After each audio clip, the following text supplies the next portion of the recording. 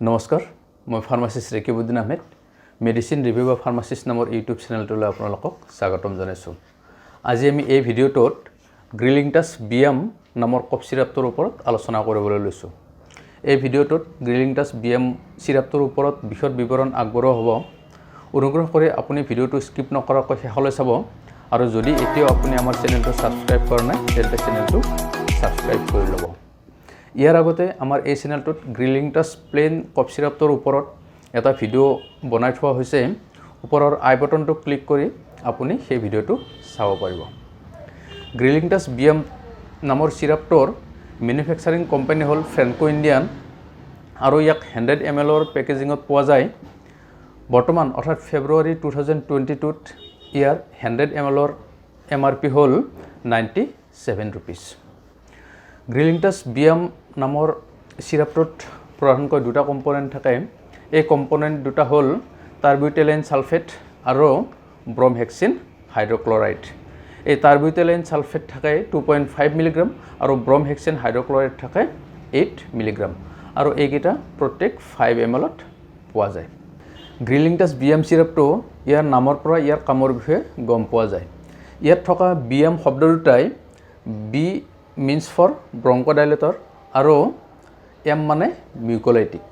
অৰ্থাৎ ইয়াত যি টাৰ্বিউটেলাইন ছালফেট থাকে এই টাৰ্বিউটেলাইন ছালফেটটোৱে ব্ৰংকোডাইলেটৰ কাম কৰে।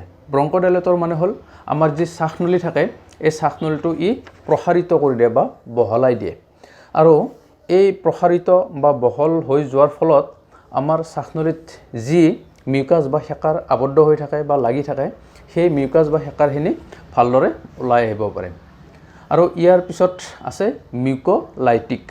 মিউকোলাইটিক মানে হ'ল এই মিউকোলাইটিক শব্দটো দুটা শব্দ লুকাই থাকে যেনে মিউকাছ আৰু লাইটিক।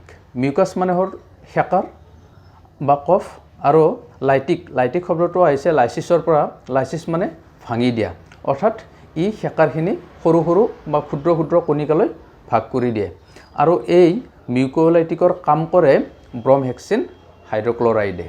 এই মিউকোলাইটিকৰ একশ্যনৰ ফলত আমাৰ যি সেকাৰ থাকে এই সেকাৰবোৰ ক্ষুদ্ৰ ক্ষুদ্ৰ কণিকালৈ পৰিণত হয় আৰু এই ক্ষুদ্ৰ ক্ষুদ্ৰ কণিকাত পৰিণত হোৱাৰ ফলত এই সেকাৰবোৰ আমাৰ শ্বাসনলীৰ পৰা ভালকৈ ওলাই আহিব পাৰে। ইয়াৰ পিছত আহিছোঁ আমি গ্ৰিলিংটাছ BM চিৰাপৰ ড'জৰ বিষয়ে, অৰ্থাৎ ইয়াক কেনেকৈ খাব লাগে, কিমান পৰিমাণে খাব লাগে। গ্ৰিলিংটাছ BM এডাল্টৰ বাবে অৰ্থাৎ বয়স্ক ব্যক্তিৰ বাবে ইয়াক 5 ml কৈ দিনত 3 বাৰ খাব দিয়া হয় আৰু 7 বছৰৰ ওপৰৰ কোনো চিলড্ৰেন থাকিলে তাক 2.5 ml বা 2 ml দিনত 3 বাৰকৈ খাবলৈ দিয়া হয়। ইয়াৰ পিছত আহিছোঁ আমি গ্ৰিলিংটাছ BM চিৰাপৰ কিছুমান ছাইড এফেক্টৰ বিষয়ে। এই গ্ৰিলিংটাছ BMৰ প্ৰধান ছাইড এফেক্ট কেইটা হ'ল নম্বৰ 1 নচিয়া, অৰ্থাৎ উকালি আহিব পাৰে নাইবা বমি বমি ভাৱ আহিব পাৰে।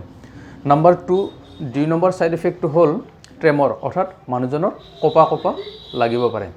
ইয়াৰ 3 নম্বৰ ছাইড এফেক্টটো হ'ল চুৱেটিং, অৰ্থাৎ ঘাম ওলোৱা নিচিনা হ'ব পাৰে।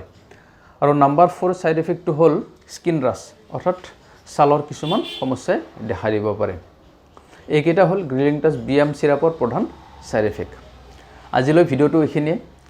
যদিহে আপোনালোকৰ ভিডিঅ'টো ভাল লাগিছে তেন্তে ভিডিঅ'টো লাইক কৰিব, ভিডিঅ'টো চাই কেনে পালে কমেণ্ট কৰি জনাব আৰু বন্ধুবৰ্গৰ মাজত ভিডিঅ'টো শ্বেয়াৰ কৰিব। ধন্যবাদ।